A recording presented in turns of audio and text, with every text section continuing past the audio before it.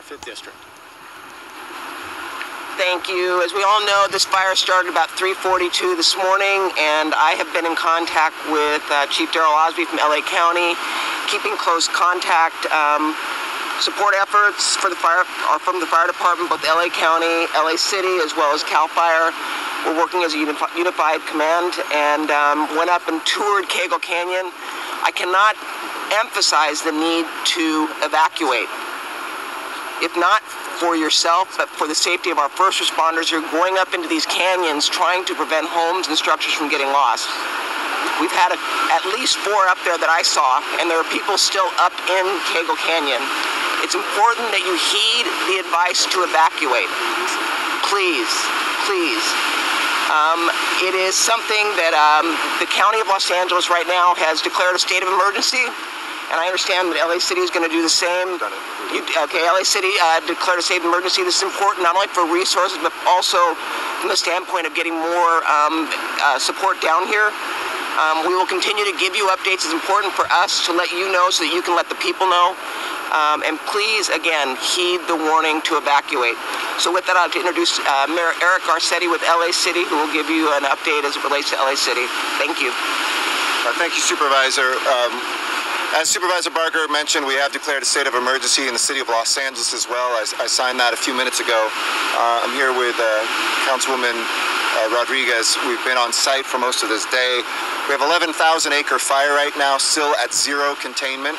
We have about 800 firefighters in the Joint and Unified Command here fighting the fire. We're seeing spot fires pop up in different places, and some really marvelous work out there from our firefighters have mostly addressed those. We've lost probably more than 30 structures so far. So we want to be really clear with folks. We have lost structures. We have not lost lives. Do not wait. Leave your homes. We now have evacuation that is more than before. Remember, before it was Foothill Boulevard, everything north, from Glen Oaks on one side all the way to the county border. We now have additional, as we see the fire swept south here around the Hanson Dam area. So if you come down to the southeast along Glen Oaks to Tuxford and up Sunland, everybody north of that should evacuate. We estimate this to be about 150,000 residents that are affected. History shows us about 10% of those will need shelter. We have at least 12,000 beds or places ready and available, and we'll make sure that we have enough for everybody. But it's a time to check in with friends, with relatives, make sure you have a place. We'll be checking in, every 6 hours or so, but do not expect to go back tonight. Councilwoman Rodriguez will have some more details about where those are, what to do with some of the animals that are up here. They've been taken care of. We have 2 firefighter injuries, but those firefighters are being treated. And we do expect at this hour the wind to shift back to the west as we've seen it come to the east. But we are erring on a side of abundance of caution for those evacuations because this wind could pick up and go a different direction. So if you're asking, hey, isn't it going west? Why are they evacuating me from the east? We simply don't know what this fire will do. To put this in perspective, it's already bigger than the Tuna Canyon fire in 12 hours. We expect to be out here all week fighting and containing this fire. Councilman? Thank you, Mayor. The Sunland Senior Center has been closed for evacuation because of the evacuation area. So we have relocated that evacuation center to Brantford Park in Arleta, which is where we're directing people to go, as well as Sylmar Recreation Center is still available. For those with equine and large animals, Hanson Dam Equestrian Center is already at capacity. We also have full capacity reached at Pierce College. So the next opportunity for equine evacuation is going to be the Antelope Valley Fairgrounds in Lancaster. We are asking everybody to please stay alert to some of the evacuation orders that continue to come because, again, there's a lot of moving parts with the wind here, and we need to make sure that everybody is helping to cooperate with our LA Fire and Police Department personnel in order to assure everyone's safe evacuation of the area. So again, for those evacuation areas, it's very important, and also for the parents of children at LA Unified Schools, we ask that you please look at lausd.net for further instructions and updates about what tomorrow is going to look like for schools in the area. Thank you. Ralph Terrasas, our LA Fire Chief for the city, will come forward next. Thank you, Mayor. As we said this morning, we've done this before. The footprint for our unified command was established at the Latuna fire, and here we are doing it again. The difference is that there's multiple large fires in the region. Not only this one, but we have the one in Ventura as well as the Rye fire. LA City firefighters, men and women, are deployed in Ventura. We sent a strike team last night to assist with that effort. Currently, we do have approximately 300 firefighters from our department fighting this fire. We do have 8 helicopters between the city and the county aggressively defending houses. Our fixed wing are unable to fly because of the extreme wind. As you can feel as we speak, the sustained wind is about 25 miles per hour with gusts up to 45 miles per hour. And in some cases, even faster than that. The residents of the city of Los Angeles and other hillside areas, brush areas, be looking for the red flag, no parking restriction program. We're assessing that. If we activate that, we want you to continue to keep the road clear. We need to get our fire engines up those narrow roads, and that will greatly assist us. This is a multi-day weather event projected to last until Friday.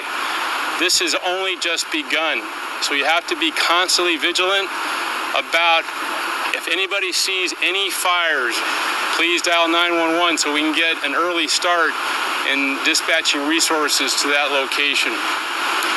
Now I'd like to turn it over to my counterpart with the county, Chief Osby. Darrell Osby, Fire Chief of the Los Angeles County Fire Department, and I would like to thank the Honorable Supervisor Barger, Mayor Garcetti, and my esteemed partner from LA City. And just to reemphasize, this fire did start this morning. We're happy to say that we've had 2 firefighter injuries, but they're doing fine. As of today, we have no reports of any civilian fatalities or injuries, which speaks to the fact that people are evacuating. As articulated earlier, we're having extremely erratic winds and fire behavior. So for people that live in fire-prone areas, they need to be cognizant of that at all times as it relates to their safety. And if they see something that we execute, immediately dial 911. As mentioned earlier, we've lost approximately 30 homes in this incident. Approximately 20 of those homes were in Little Tujunga Canyon, Cago Canyon, and Lopez Canyon. Our firefighters are still committed to fighting the fire, so we're still trying to do a damage assessment to get an accurate number and damage as it relates to those damaged structures. As a quick update, we're also committed to the Rye incident. That incident occurred in LA County and Santa Clarita. That fire started at 9:33 this morning. Currently, we have over 500 personnel on that incident. We're in unified command with Los Angeles County Fire Department and Ventura County Fire Department. At this time, we have 50 engines on the incident. It's estimated that the incident is at 5,000 acres with 5% containment. We have evacuation centers at Valencia High School and College of the Canyons. We have mandatory evacuations at West Ridge Community, which is about 1,300 homes.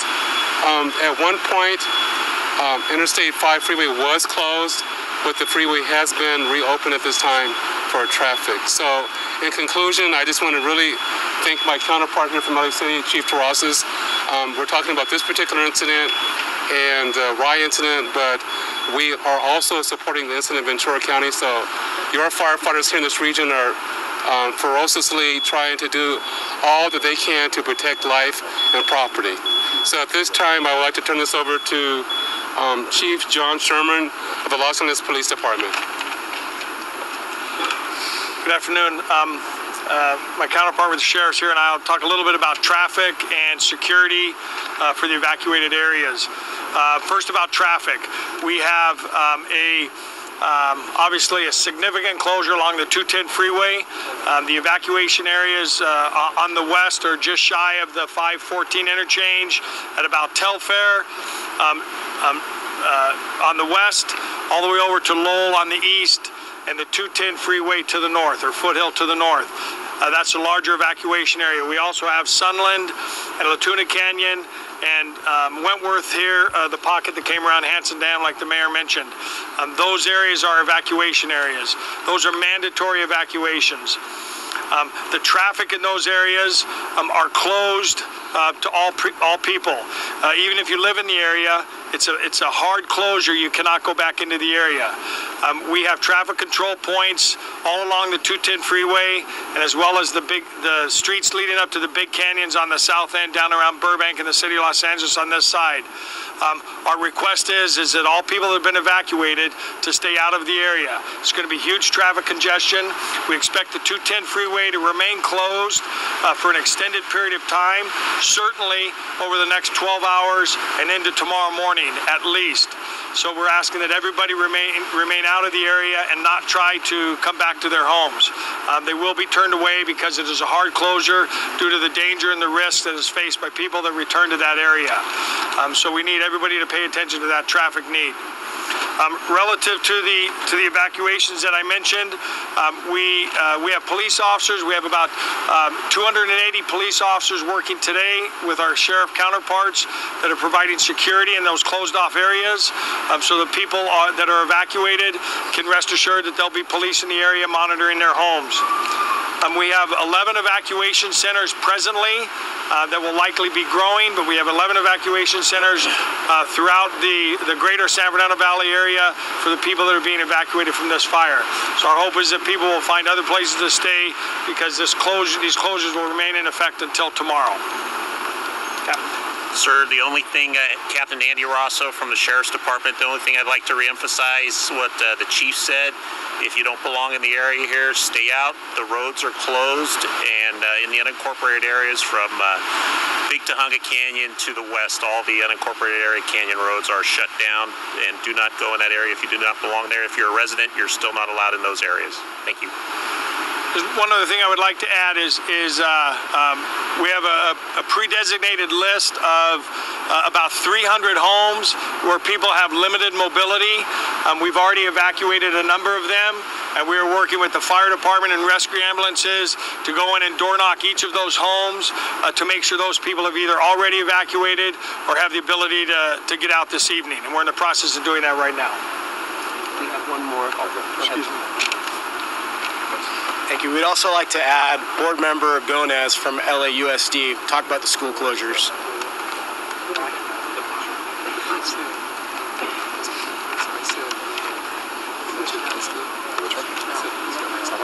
Hi everyone, my name is Board Member Kelly Gomez. I am the LAUSD representative for the East San Fernando Valley. And while we had shelter in place and no closures today, we will have a number of school closures tomorrow, so I just wanted to provide you that list.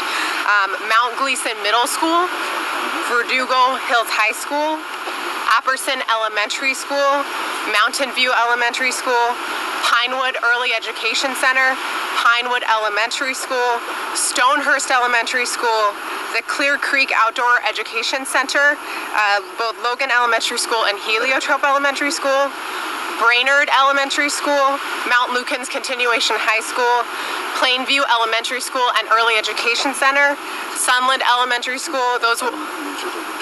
Oh, sorry, I'll repeat the list one more time slower. The last three. The last three are Plainview Elementary School and Plainview Early Education Center and Sunland Elementary School. So those schools will all be closed tomorrow. The rest of the schools will be in operation as normal. We wanted to thank all of our school staff, our first responders for keeping our kids, families, and employees safe, and thoughts and prayers to all of our residents who are experiencing this fire crisis. Thank you. Bottom line, there will be police resources in the city of LA, I know on the county side with sheriffs too, for your home and your property. A lot of people don't want to leave because you're worried about looters and other things. We will have a very heavy presence, and rest assured, save your life. Everything else is replaceable. I know there's also, Chief Osby asked me to add, for the wire fire, there's also College of the Canyons, not just Valencia High School, that is open and available. I know we have some Spanish media and a request as well to say a couple words in Spanish. El incendio de Creek Fire aquí se ha extendido de manera significativa desde que nos reunimos esta mañana. Ahora cubre 11,000 acres. All right, we're going to continue our fire coverage while the mayor speaks to Spanish speakers in the city of Los Angeles. Worth noting to me that, you know, you've got Ventura County firefighters helping out in LA County while that huge fire burns in Ventura County. You've got LA City and County firefighters helping out in Ventura County and vice versa. Everyone coming together to deal with this, what is really a disastrous 24 hours in Southern California, and the promise that more is ahead. We've got an update now, some 30 homes with regard to the Creek Fire in the Sunland area. About 30 homes have been lost there. The possibility that more could happen is still extant because of the fact, in part, that the fixed-wing aircraft that can dump so much water and fire retardant are still not able to be brought to bear because the winds are too high, and for keeping both grounding the planes because of stability and also making water drops and retardant drops difficult because the wind actually disperses whatever's dropped out of the aircraft. So we are stuck at this point, unfortunately, and I say stuck not to disparage those, but to the fact that firefighters on the ground are the ones who are having to do most of the heavy lifting here, along with some smaller helicopters. Back to the press conference here as we hear now from reporters who are asking questions. Let's hear it. Forward into the evening hours. The southern part of this fire burning towards into the city. A few hours ago I drove the perimeter and we were looking on the western flank. Things are settling down a little bit. We're still not through with this event. That could change. On the eastern flank, that's where it's crossed the 210 freeway. There is more activity. We have lost some houses in there. The number is unknown at this time. We're dedicating all of our resources towards protecting property and making sure nobody gets hurt or killed. So tonight, we don't anticipate the weather to change much. Wind will be consistent. Humidity is still going to remain low. There'll be minimal overnight humidity recovery, and we anticipate similar weather conditions throughout the week.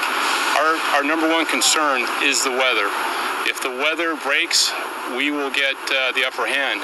Until that happens, we're pretty much at the mercy of the weather. And we're still around 11,000 acres? Yes. Correct. We're at 11,000 plus. We'll have a better number for you tomorrow. What about extra resources or people coming in from out of state or out of the city? We are working well with the state through my counterpart, Chief Osby, as well.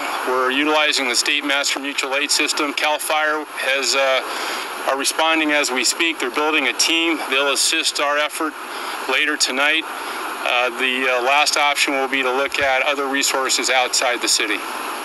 And I'm going to let Chief Osby touch on the fact that we've got another fire going on in the Santa Clarita Valley area, and let him elaborate on what is taking place up there as it relates to resources and tomorrow moving forward.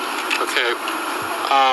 Well, in addition to what Chief Terrasa said, is that earlier when we had our briefing, we talked about zero containment. Our firefighters will be working around the clock tonight. And so when the winds die down a little bit, it'll give us an opportunity to try to start containment. So we'll have our firefighters out with hose lines and crews trying to increase containment for this fire tonight. In addition to Chief Terrasa's comments, we do have multiple fires in the region, and the state of California is divided into 6 regions.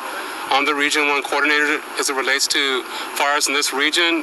So we have local, state, and federal resources that are committed. I've also talked to the governor's office. Well, they're going to also provide resources from the state of California. We're also going to start getting resources from outside the state to help the firefight in Southern California, because not only do we have this fire here that we're speaking at this incident, we have the Rye fire, We have the incident in Ventura County, and we also have an incident in San Bernardino County.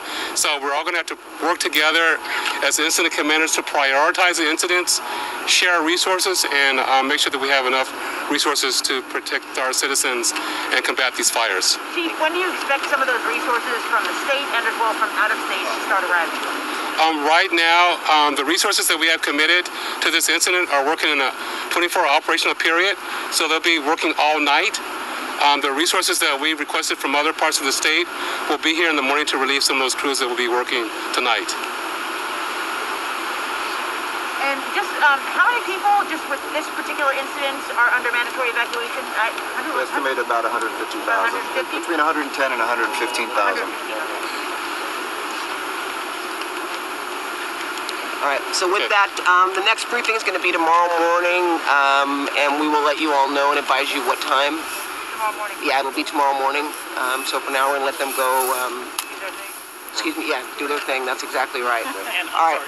Okay, we're going to break away from this news conference now that is in the wrapping up stages and go to Eyewitness News reporter Carlos Granda. He is covering the creek fire, and we've seen some 30 homes lost, and now we are seeing another behind you. Carlos, where are you? Well, we are on La Cañada, and this is about as far as we want to go because the streets start getting very narrow when you go up there, and here you can see what's happening. That home is on fire. Firefighters are worried that it's going to collapse because it's pretty much burned completely, and they have firefighters all around it, and you can see units here in front of us just to make sure that none of the embers, that it doesn't spread to other homes in this area. It's a very dense, packed area, a lot of homes here, so they're very concerned about it spreading, which it can because there's so much wind out here. Right now, the wind has died down just a little bit, but you can see that fire that home is gone, and firefighters have their hoses out in that area. They're trying to keep the area, they're trying to make sure that the fire does not move. And there you go, there you see some parts of it collapsing of that house. But they're very concerned about the embers moving to other homes in the area, so there are a lot of trucks out here. There are CAL FIRE vehicles here along this street on La Cañada, just trying to make sure that this doesn't spread. But you can see that home, it is gone. And that's something that firefighters are very concerned about. They've been trying to make sure to contain this as best they can, but as you can imagine with this wind, very, very difficult.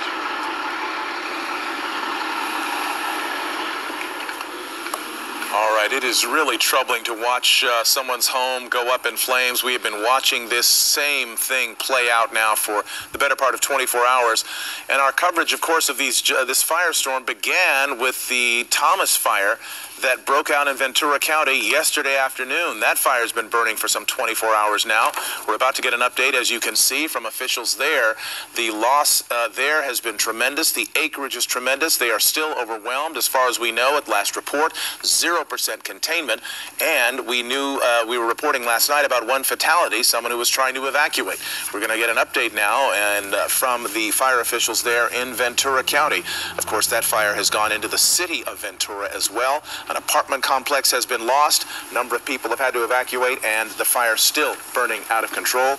Let's see if we can hear now from, I believe this is the chief of the Ventura City Fire Department. I believe he is ready to go, and if he is, he'll begin to speak.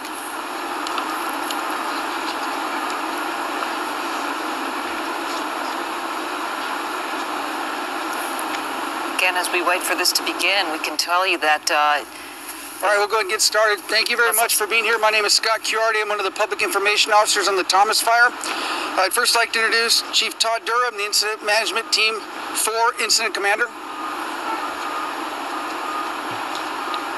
Good evening, and thank you for coming out this evening. Again, my name is Todd Durham. I'm the Incident Commander for CAL FIRE Incident Management Team 4. We're one of 6 teams that CAL FIRE deploys up and down the state for fires and floods and other major incidents. There's also other CAL FIRE teams deployed in the area. The Team 4 specifically is here in unified command with Ventura County Fire, the Sheriff's Office, and the City of Ventura as well. So we just have expanded your community fire and public safety area. So for tonight, what I have to report, a lot of things continue to change with the extreme fire behavior, and the predicted winds that we have been experiencing should be continuing. They continue to challenge us. Our fire is over 50,000 acres and still growing. We have mandatory evacuations in the areas around the entire fire. For more information about specific information on those evacuation areas, you can go to venturaready.org, and you'll find that information there. There'll also be some information at the end of this press conference for telephone calls as well. There's over 150 structures that have been damaged or destroyed. We anticipate learning more. We have teams on order and a few on the ground now inspecting those areas. Some of the areas we have not been able to get into to determine the total numbers because of the fire behavior that continues to challenge us. There's still over 3,000 structures that are threatened. As you may have recognized, there's a number of infrastructure threats, whether it's been the power line, there's been impacts to the agricultural assets that we're all trying to protect with the group that's here tonight. I'd like to thank you again for coming out. I'll be available at the close for further comments. Thank you. Thank you, Chief. For briefing on our weather, Rich Thompson. Good afternoon, Rich Thompson, incident meteorologist with the National Weather Service. A quick review of what happened last night and today. We had a moderate to strong Santa Ana wind event that developed across Ventura County. We had wind gusts last night and this morning anywhere from 35 to 50 miles per hour across the fire area. Relative humidity has dropped down anywhere between 3 and 10%. So that combination of those gusty Santa Ana winds and the very low relative humidity led to explosive fire growth, which you see now, as Incident Commander said, over 50,000 acres as we speak. Forecast-wise for tonight and tomorrow, we're expecting the Santa Ana winds to decrease in intensity, probably looking for gusts around maybe between 20 and 35 miles per hour tonight and tomorrow. But conditions will still remain very, very dry, so we're still going to be red flag conditions. Still have red flag warning in effect for the area until 8 p.m. Friday evening. So again, weaker winds tonight and tomorrow. However, again, by late tomorrow night into Thursday, those Santa Ana winds are expected to increase again in strength. Probably looking for wind speeds very similar to last night and this morning, so probably by Wednesday night, Thursday morning, you're going to see wind gusts again around this area of 35 to 50 miles per hour. And again, with relative humidity still remaining in the 3 to 10% range. So it's still a very, very critical fire weather conditions we're expecting across the area through Thursday and even to Friday.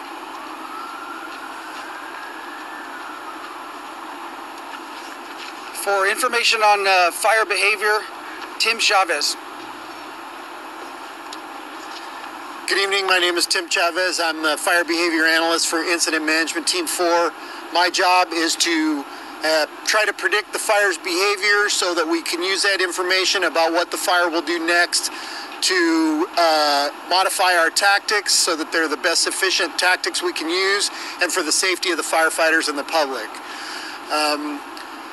You might wonder why we haven't had a Santa Ana fire outbreak like this in a while, and I think it comes down to mostly the fact that what's important is in the fall, the sequence that happens. Do we get rain first or do we get winds first? And in the last 5 or 10 years, we've gotten a little bit of rain in the September, October, November period before we've gotten any strong winds. So once the grass comes up, the fire danger kind of abates and we don't get these multi-fire outbreaks.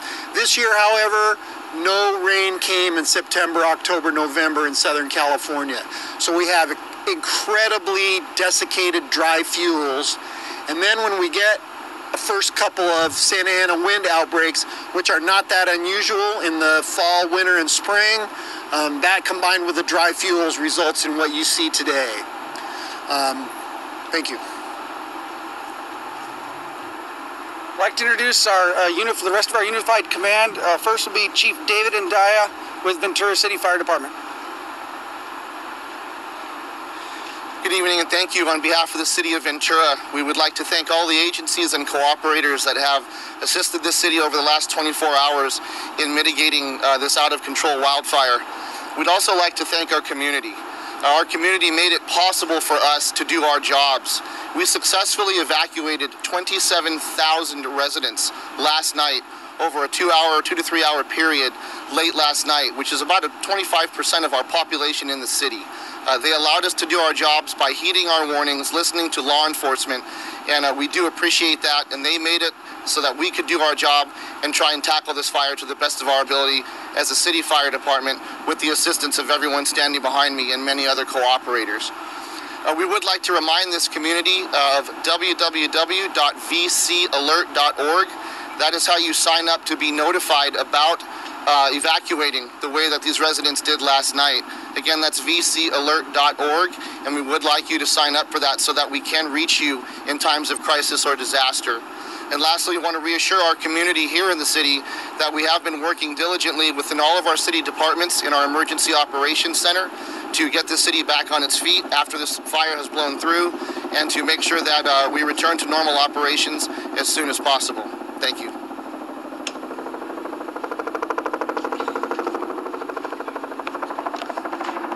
Probably not the best. You gonna hold it for a second?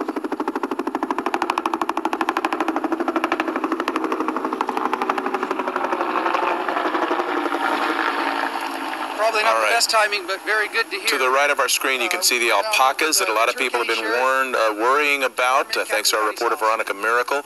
And what you're seeing there is an effort to rescue them that is happening right now. The alpacas are being brought to safety. Let's listen to the audio from the sheriff's official, or CHP, I believe. Let's find out. For Sheriff's Resources, we currently have 150 sheriff's personnel on the ground throughout the Ojai Valley and the Santa Paula area.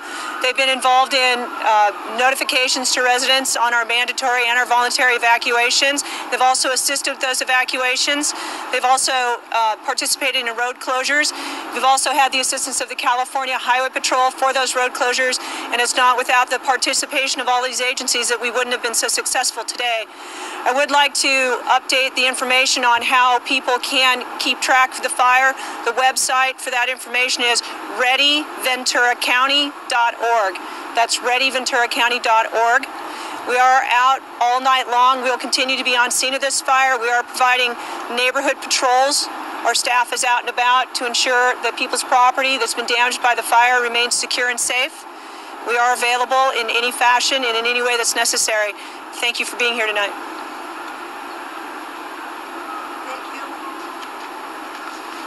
U.S. Forest Service, Los Padres Forest Chief Kurt Schwarm.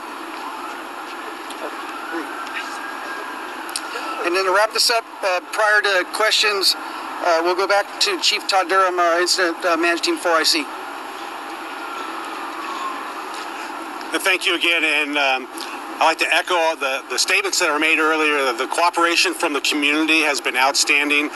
There's still more firefighting and public safety resources from around the state, both local, state, and federal resources that will continue to come into the area tonight and the days to come. So you'll see these incident bases expand in the next couple days, and we will continue these briefings. We want to do our very best to keep the public informed and to have the most up-to-date and validated information, try to work towards bringing our community, your community, back to some form of a normal state, and to be resilient together.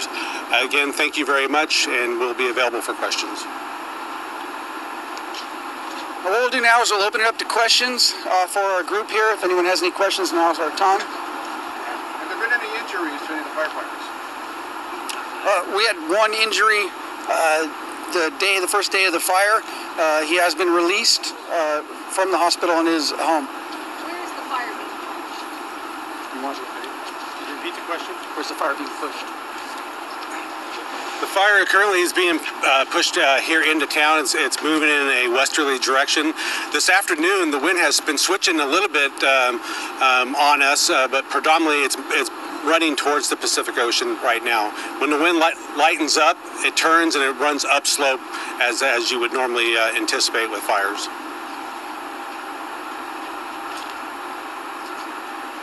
Anyone else? Are there any updated evacuation numbers?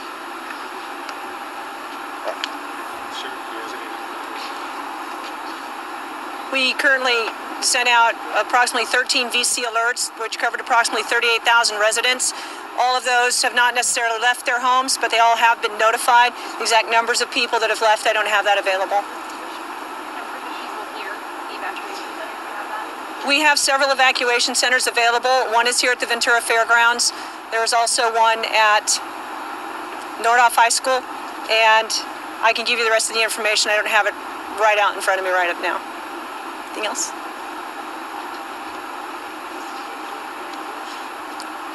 And as always, we have a group of information officers. If there's additional questions or anything you'd like to ask, we're available. You can find us at the information area. If that's all, we'll go ahead and wrap this up. But thank you again very much for attending. Okay, you've been listening to a news briefing by officials in Ventura County on the Thomas Fire at 50,000 acres now and still growing, 0% contained. There hasn't been a lot of good news to report today with the 4 serious fires burning in Southern California, but there is a bit, and that has to do with some alpacas that were threatened by fire in the Shadow Hills area, nestled between the 210 and the 5 freeway. This is an equestrian community with a lot of exotic animals as well. And our Veronica Miracle has been out there covering this part of the story for us.